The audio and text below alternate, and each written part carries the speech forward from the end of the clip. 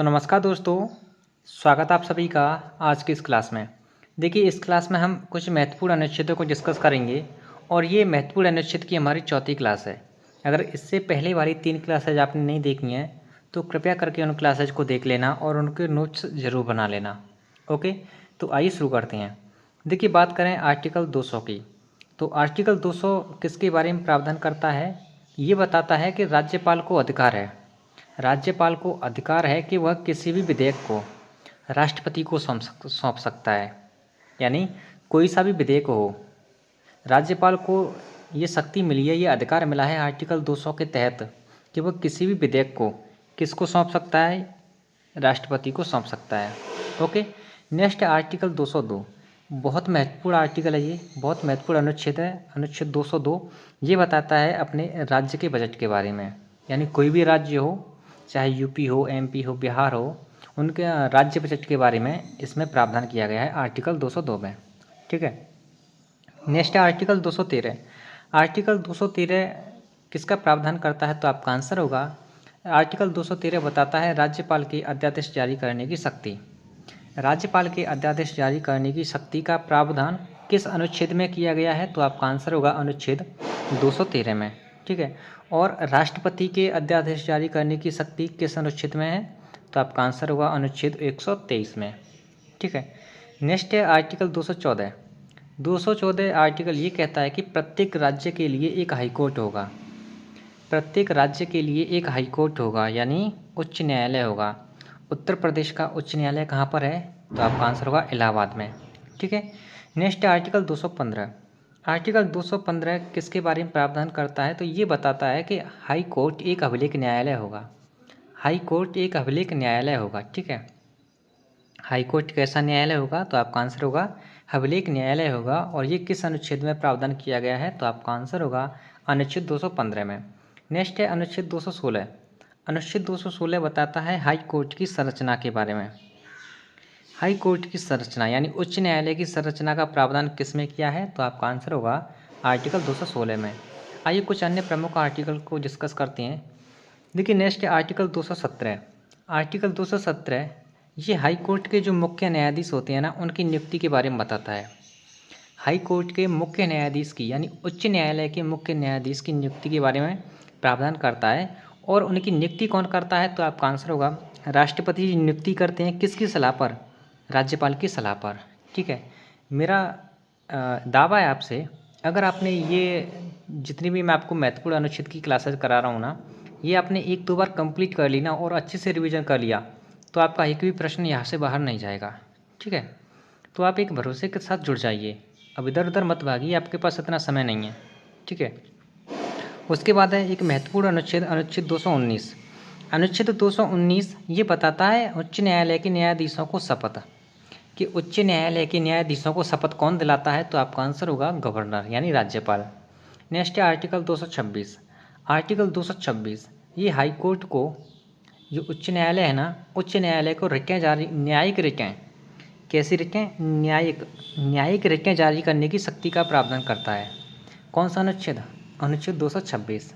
आपसे प्रश्न इस टाइप से पूछा जा सकता है एग्जाम में कि हाई कोर्ट को न्यायिक रिटें जारी करने की शक्ति का प्रावधान किस अनुच्छेद में किया गया है? तो आपका आंसर होगा अनुच्छेद 226 में। ठीक है, उसके बाद है अनुच्छेद 233। देखिए, अनुच्छेद 233 ये बताता है कि प्रत्येक जिले के लिए एक जिला न्यायालय होगा। प्रत्येक जिले के लिए एक जिला न्यायालय होगा। ये किस अनुच्छेद के तहत बताया गया है? तो आपका आंसर होगा अनुच्छेद 233 के तहत। ठीक है, नेक्स्ट है अनुच्छेद 243 का बी। अनुच्छेद 243 का बी ये बताता है कि पंचायतों की संरचना कितने स्तर पर होगी। तो पंचायतों की संरचना के बारे में बताता है, और पंचायतों की संरचना देखने को मिलती है 3 स्तर पर। ठीक है, कितने स्तर पर? 3 स्तर पर। नेक्स्ट है आर्टिकल 243 का ई। ये बताता है पंचायतों के कार्यकाल को। पंचायतों का जो कार्यकाल होता है ये लगभग कितने वर्ष तक होता है? 5 वर्ष तक, लगभग नहीं, फिक्स 5 वर्ष तक होता है। ठीक है, 5 वर्ष का कार्यकाल होता है पंचायतों का। नेक्स्ट प्रमुख आर्टिकल है आर्टिकल 243 का पी। आर्टिकल 243 का पी प्रावधान करता है किसके बारे में? तो आपका आंसर होगा नगर पालिकाओं की संरचना के बारे में। और जो नगर पालिका की संरचना है ना, ये 3 स्तर पर होती है। कितने पर? 3 स्तर पर। ठीक है, उसके बाद है आर्टिकल 246। आर्टिकल 246 संघ और राज्यों के बीच शक्तियों के बंटवारे का प्रावधान करता है। संघ व राज्यों के बीच शक्तियों का बंटवारा कौन से आर्टिकल के तहत किया जाता है? तो आपका आंसर होगा आर्टिकल 246 के तहत। ठीक है, अन्य प्रमुख आर्टिकल हैं आर्टिकल 246 का ए। आर्टिकल 246 का एक जीएसटी से संबंधित है। किसके बारे में बताता है? जीएसटी के बारे में। जीएसटी एक कैसा कर है? तो आपका आंसर होगा ये अप्रत्यक्ष कर है और ये समवर्ती सूची पर लगाया जाता है, ये आपको पता होना चाहिए। ठीक है, नेक्स्ट आर्टिकल 263। आर्टिकल 263 बताता है कि अंतर्राज्य विधान परिषद के बारे में। आर्टिकल 243 किसके बारे में प्रावधान करता है, किसके बारे में बताता है? अंतर्राज्य परिषद के बारे में। और इस अंतर्राज्य परिषद का हेड कौन होता है? तो आपका आंसर होगा प्रधानमंत्री जी। ओके, नेक्स्ट कुछ प्रमुख आर्टिकल बचे हैं, इन्हें भी ध्यान से समझने की कोशिश करना। आर्टिकल 266। आर्टिकल 266 ये भारत की संचित निधि के बारे में बताता है। भारत की संचित निधि, संचित निधि, इस संचित निधि पर किसका अधिकार होता है? तो आपका आंसर होगा संसद का अधिकार होता है। ठीक है, उसके बाद एक प्रमुख आर्टिकल है आर्टिकल 267। आर्टिकल 267 ये बताता है भारत की आकस्मिक निधि के बारे में। भारत की आकस्मिक निधि, और इस आकस्मिक निधि पर किसका अधिकार होता है? तो आपका आंसर होगा राष्ट्रपति जी का। ठीक है, उसके बाद है आर्टिकल 280। तो आर्टिकल 280 भारत के वित्त आयोग के बारे में बताता है। भारत के वित्त आयोग के बारे में बताता है। कौन सा अनुच्छेद? तो आपका आंसर होगा अनुच्छेद 280। ओके, 2-3 प्रमुख आर्टिकल और बचे हैं, ध्यान से समझना। देखिए अब बात करते हैं आर्टिकल 301 की। 300 का ए, ये 300 का ए है ना, इसने क्या किया गया, इस अनुच्छेद के तहत क्या किया गया कि जो संपत्ति का अधिकार था ना आर्टिकल 19 में, संपत्ति के अधिकार को बदल दिया। किस अधिकार में? विधिक अधिकार में। ठीक है, विधिक अधिकार में बदल दिया।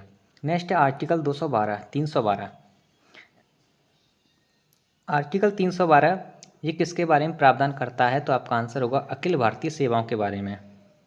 यानी आर्टिकल 312 में अखिल भारतीय सेवाओं का प्रावधान किया गया है।